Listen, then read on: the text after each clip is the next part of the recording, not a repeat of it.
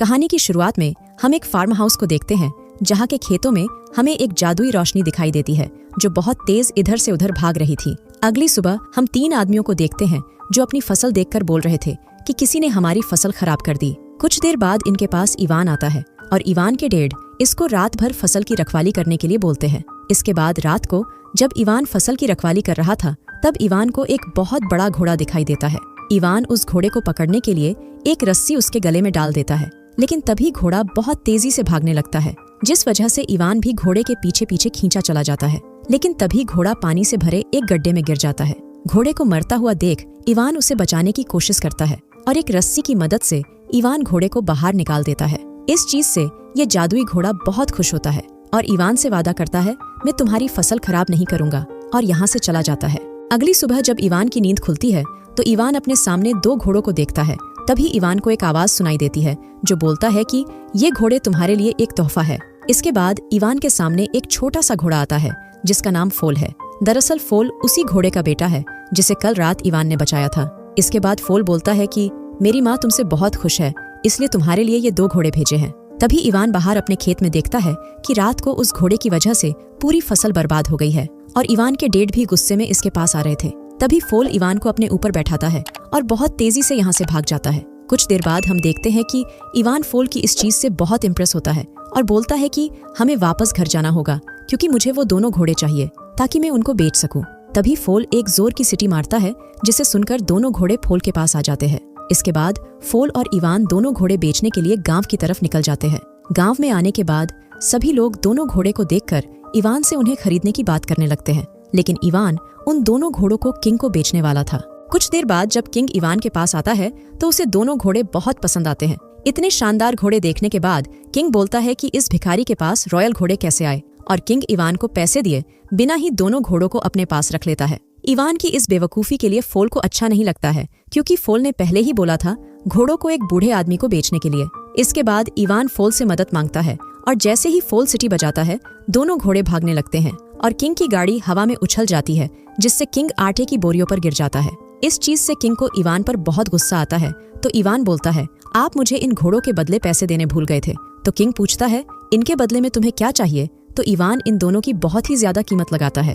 तभी किंग को एक आइडिया आता है और किंग इवान को अपने महल में काम करने के लिए रख लेता है और इवान को चीफ भी बना देता है ताकि बाद में किंग अपनी इस बेइज्जती का बदला ले सके। किंग की बात सुनकर इवान भी उनकी बात मान लेता है, लेकिन फोल को ये सब ठीक नहीं लग रहा था। इसके बाद हम देखते हैं कि इवान किंग के कामों को करने में लग जाता है। कुछ देर बाद किंग का असिस्टेंट बोलता है कि हमें इवान को फायरबर्ड लाने के लिए भेजना चाहिए। वैसे भी फायरबर्ड को लाना लगभग नामुमकिन है, जिसके बदले में हम इवान को मौत की सजा दे सकते हैं। किंग को अपने असिस्टेंट का आइडिया बहुत अच्छा लगता है और किंग इवान को फायरबर्ड लाने के मिशन पर भेज देता है। इसके बाद इवान फोल को बताता है कि किंग ने मुझे फायरबर्ड लाने के मिशन पर भेजा है, जिसके बदले में किंग हमें बहुत सारा सोना देगा। इवान की बात सुनकर फोल बोलता है, किंग ने हमें इम्पॉसिबल टास्क दिया है क्योंकि जो कोई भी फायरबर्ड को लेने गया है वो गायब हो गया और जो कोई भी फायरबर्ड तक पहुंचा उसे दर्दनाक मौत मिली। इसके बाद हम देखते हैं कि फोल और इवान दोनों फायरबर्ड को लेने के लिए निकल जाते हैं और कुछ ही देर में ये दोनों एक बहुत ही घने जंगल में आ जाते हैं। यहाँ पर फोल इवान को एक ट्री दिखाता है जहाँ पर बहुत सारे नट्स लगे हुए थे। जब इवान उनको खाने की कोशिश करता है तो फोल इवान को रोकता है और बोलता है कि ये स्लीपिंग नट्स है फायरबर्ड के लिए। जब फायरबर्ड इन नट्स को खाएगा तो वो सो जाएगा और फिर हम आसानी से उसे पकड़ सकते हैं। इसके बाद ये दोनों रेगिस्तान में उस जगह पर पहुंच जाते हैं जहां पर फायरबर्ड रहता था। इसके बाद फोल इवान को सारे नट्स फेंकने के लिए बोलता है और इवान सारे नट्स जमीन पर फेंक देता है। तभी नट्स खाने के लिए फायरबर्ड जमीन से बाहर आ जाता है और एक एक करके सारे नट्स खा जाता है। उन नट्स को खाने के बाद फायरबर्ड सो जाता है। जब इवान फायरबर्ड को पकड़ने की कोशिश करता है तो फायरबर्ड फिर से जाग जाता है और इवान के पीछे पड़ जाता है। फोल इवान को फायरबर्ड से बचाता है, लेकिन फायरबर्ड की वजह से पूरे आइलैंड पर आग लग जाती है। कुछ देर बाद फायरबर्ड इन दोनों को पकड़ लेता है और इवान अपने पास रखा आखिरी नट्स उसकी तरफ फेंक देता है, जिसे खाने के बाद फायरबर्ड सो जाता है। अगली सुबह हम देखते हैं कि इवान ने फायरबर्ड को पकड़ लिया था। तभी फायरबर्ड की आंख खुलती है और खुद को जंजीरों में पाकर उसकी आंख से आंसू निकल जाता है। ये देखकर इवान को दया आ जाती है और इवान फायरबर्ड को आजाद कर देता है। इसके बाद फायरबर्ड अपने पंख फैलाकर यहाँ से उड़ जाता है और जाते जाते इवान को अपना एक पंख देता है जो काफी ग्लो कर रहा था। इवान की इस हरकत पर फोल बोलता है, अब किंग तुम्हें फांसी पर लटका देगा। इसके बाद इवान किंग के पास आता है और उन्हें फायरबर्ड के बारे में बताने लगता है, लेकिन किंग इवान की बात पर भरोसा नहीं करता है। इवान सभी को फायरबर्ड का पंख भी दिखाता है, लेकिन इसका कोई फायदा नहीं था। इसके बाद किंग इवान को मौत की सजा देने ही वाला था कि तभी यहाँ पर फायरबर्ड आ जाता है, जिसे देखकर सभी लोगों को और किंग को इवान की बात पर भरोसा हो जाता है और किंग इवान को आजाद करके प्रमोशन भी दे देता है। अगले दिन हम किंग को देखते हैं और इसे इवान पर बहुत गुस्सा भी आ रहा था।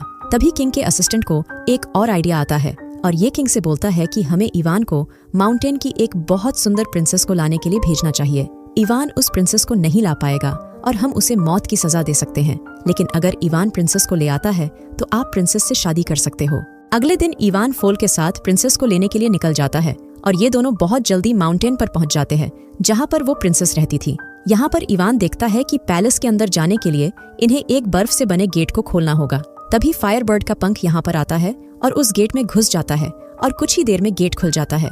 इसके बाद इवान अंदर जाता है और यहाँ पर बहुत सारी प्रिंसेस को देखता है। इवान को समझ नहीं आ रहा था कि कौन सी प्रिंसेस असली है, लेकिन तभी फायरबर्ड का पंख एक प्रिंसेस को उठा देता है। ये देखकर इवान समझ जाता है कि यही असली प्रिंसेस है और इवान प्रिंसेस की खूबसूरती देखकर हैरान हो गया था। इवान प्रिंसेस से बोलता है कि हमारे किंग आपसे शादी करना चाहते हैं, इसलिए मैं आपको यहाँ पर लेने आया हूँ। तो प्रिंसेस बोलती है, इस दुनिया में मेरे लायक कोई नहीं जिससे मैं शादी कर सकूं, और ये बोलकर प्रिंसेस माउंटेन से नीचे कूद जाती है। प्रिंसेस को बचाने के लिए इवान भी नीचे कूद जाता है, लेकिन इन दोनों को फोल बचा लेता है और इन्हें नीचे ले आता है। यहाँ पर हम देखते हैं कि अब इवान प्रिंसेस को पसंद करने लगा है क्योंकि प्रिंसेस बहुत सुंदर थी। फोल इवान को समझाता है कि तुम्हें दूसरी लड़की मिल जाएगी, क्योंकि अगर ये बात किंग को पता चली तो वो तुम्हें मार देगा, और इनकी सारी बातें प्रिंसेस भी सुन लेती है। अगले दिन इवान प्रिंसेस को लेकर किंग के पास आता है और सभी लोग इतनी खूबसूरत प्रिंसेस को देखकर हैरान थे। किंग को इवान पर बहुत गुस्सा आता है, लेकिन इसमें किंग का ही फायदा था। इसके बाद किंग इवान को प्रमोशन दे देता है और बहुत सारी सोने की चीजें भी देता है, लेकिन इवान बस प्रिंसेस के ख्यालों में खोया हुआ था।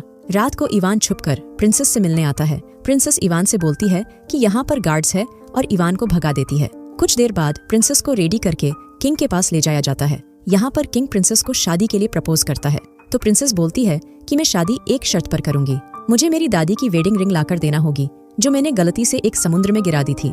तभी यहाँ पर इवान आ जाता है और किंग इवान को वही रिंग लाने का मिशन दे देता है। इसके बाद इवान रिंग के बारे में फोल को बताता है, लेकिन फोल को उस रिंग के बारे में कुछ भी पता नहीं था।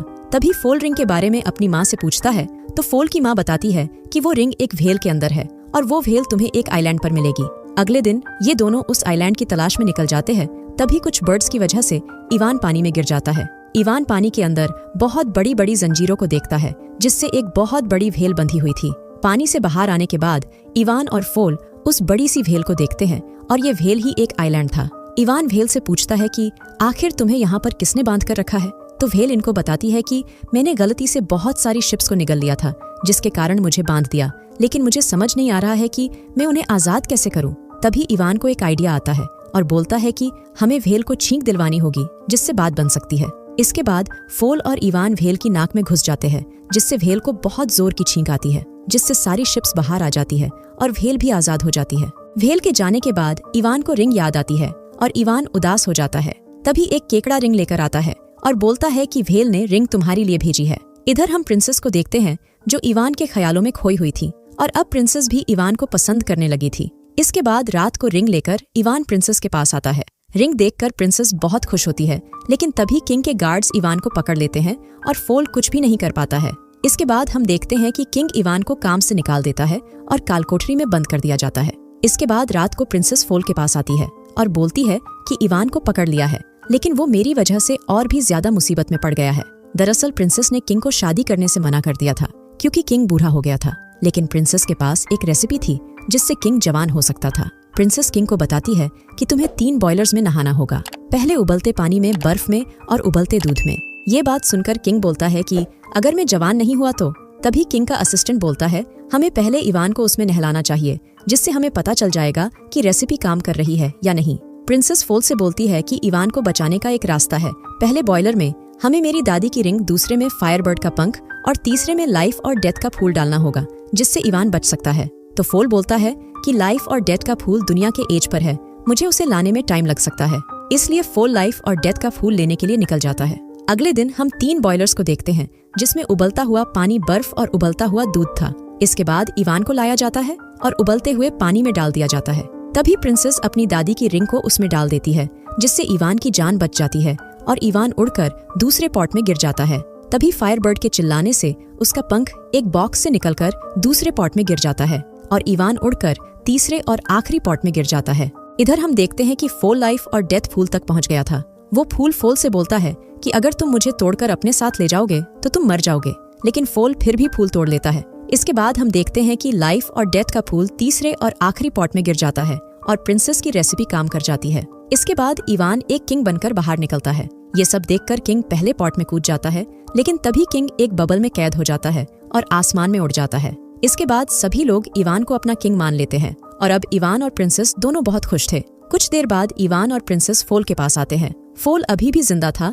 दरअसल वो लाइफ और डेथ का फूल फोल को टेस्ट कर रहा था और ये मूवी यहीं पर खत्म हो जाती है।